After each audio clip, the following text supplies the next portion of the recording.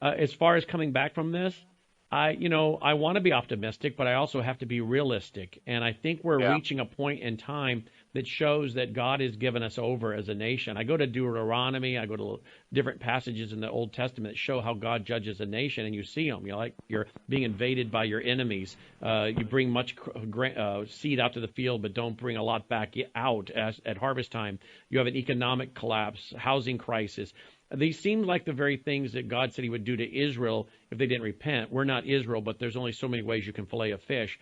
I think we've crossed the tipping point when we start teaching children to sodomize each other and how to do that, and changing genders. Would agree. And then you add in all the things that Dr. Woods talked about last year, as it was in the days of Noah. This year he's going to speak about, per my request, the verse, as it was in the days of Lot.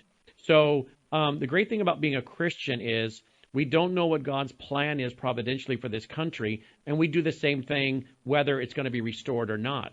Either way, we do the same thing. If God's going to give us a revival in America and things are going to turn around, we would do what we're doing now. If it's not going to turn around, we would still be doing the things we're doing now. So the amazing thing about being a Christian is we have one playbook, and we're like the football team that does the same play over and over and over. And we've been given the manual for the Great Commission: make disciples, evangelize, teach them to understand the times and how to respond. Dr. Woods? I would say America, as much as it's true that all things are possible for God. I mean, God can turn the country around in a nanosecond if he wanted. I have been studying prophecy since the late 80s. I've looked into the different arguments where people have told me America is here or there. I don't see the United States anywhere in any prophetic passage. And at some point I got to ask myself, where did she go? Absolutely. Carl, let me squeeze in Carl. Yeah, go ahead. Carl, line 2. Go ahead, Carl. Carl from Virginia. Go, Carl. Hello, I'm from West Virginia, but I'm a retired teacher over 30 years. Also a born-again Christian.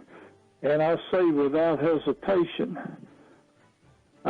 leaving Jesus out of the picture, America doesn't have a chance if we Christians and conservatives don't get our kids out of public schools.